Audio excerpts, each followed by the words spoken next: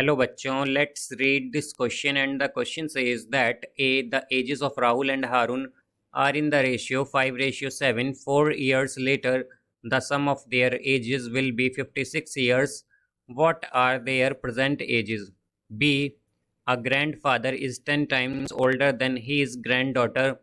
He is also 54 years older than the her find there present ages. तो आइए अब इस क्वेश्चन को यहाँ पर हम सॉल्व कर लेते हैं। इस क्वेश्चन में हमें दो पार्ट से दिए गए हैं, पार्ट ए और पार्ट बी, और इन्हें यहाँ पर हमें सॉल्व करना है। तो यहाँ पर हम की कॉन्सेप्ट यूज़ करेंगे, concept that let the age of let the age of Rahul and हारून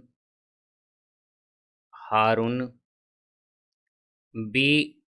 तो यहाँ पर राहुल और हारून की एज हम मान लेते हैं कि यह है हमारे पास 5 के एंड 7 के, बिकॉज हमारे पास यहाँ पर जो रेशियो है उनकी एजेस का वो क्या है 5:7 है। तो इसलिए हम क्या करेंगे, उनकी एज को मान लेंगे 5 के और 7 के।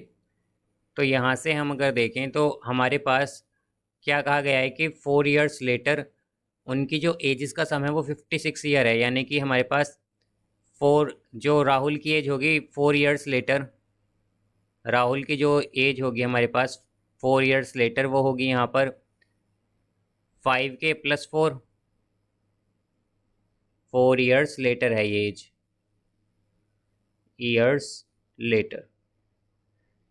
इसी तरह हमारे पास जो हारून की एज होगी 4 years लेटर वो होगी हमारे पास 7 के + 4।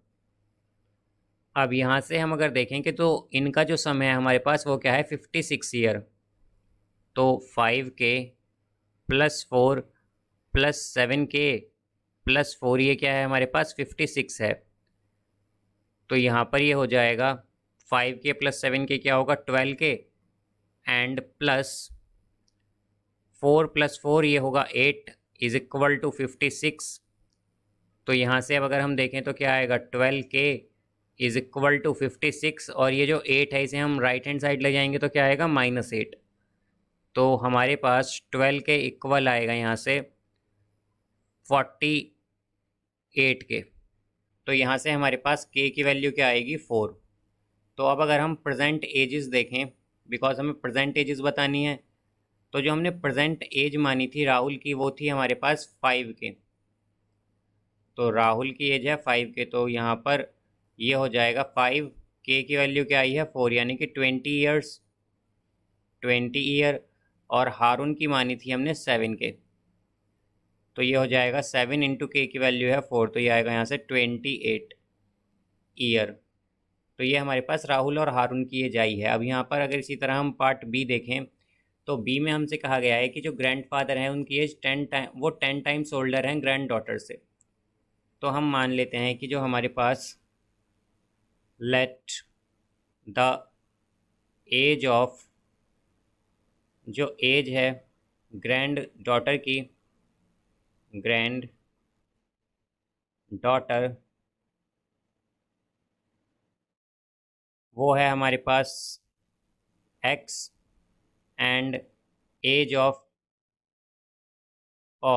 ग्रैंडफादर, और ग्रैंडफादर की हम एज मान लेते हैं y,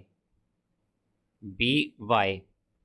तो हमने क्या किया, ग्रैंड डॉटर की एज मान ली x और ग्रैंडफादर की मान ली y। तो हमसे क्या कहा गया है कि जो ग्रैंडफादर हैं वो क्या है 10 टाइम्स ओल्डर हैं ग्रैंड डॉटर से। तो यहाँ पर ग्रैंड डॉटर की एज क्या है हमारे पास x और ग्रैंडफादर की y। तो यहाँ पर इसका मतलब क्या हुआ कि जो y है वो इक्वल है 10x के, बिकॉज 10 टाइम्स है यहाँ पर ग्रैंड फादर की जो ग्रैंडफादर जो है वो 10 टाइम्स ओल्डर हैं ग्रैंड डॉटर से, इसलिए। अब इसी तरह देखें तो आगे क्या कहा गया है कि 54 ईयर्स की ग्रैंडफादर जो है वो 54 ईयर ओल्डर हैं ग्रैंड डॉटर से। तो इसका मतलब क्या हुआ हमारे पास कि जो उनकी एज का डिफरेंस है दोनों में वो क्या है हमारे पास 54 ईयर का, यानी कि y क्या है age of grandfather minus age of granddaughter. तो इनकी एज, ये डिफरेंस हो गया, एज डिफरेंस हो गया ग्रैंडफादर और ग्रैंड डॉटर की एज में। तो ये किसके इक्वल है 54 ईयर के। अब यहाँ से हम अगर देखें तो y क्या है 10x है, तो ये आएगा 10x minus x is equal to 54। तो ये हो जाएगा 9x इज इक्वल टू 54। तो x की वैल्यू क्या आ गई हमारे पास 6। अब x की वैल्यू 6 है तो ये क्या आ गई, ये है हमारे पास 6 ईयर। अब इसी तरह यहाँ पर अगर हम y देखें तो y क्या है 10x है, तो ये आएगा 10 इंटू एक्स की वैल्यू 6, तो ये हो जाएगा 60 ईयर। तो हमने x क्या मानी थी, ग्रैंड डॉटर की एज, तो हम क्या कहेंगे कि एज ऑफ ग्रैंड डॉटर, तो ग्रैंड डॉटर की एज है यहाँ पर हमारे पास 6 ईयर, एंड एज जो है ग्रैंड फादर की ऑफ ग्रैंड फादर वो है हमारे पास 60 ईयर। तो यहाँ पर हमें यही बताना था कि पार्ट फर्स्ट में तो हमें हारून और राहुल की एज बतानी थी, तो राहुल की एज आई है 20 ईयर और हारून की एज आई है 28 year.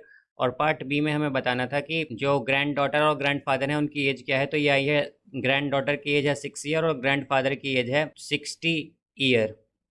So I hope you understood it well. Best of luck. Thank you.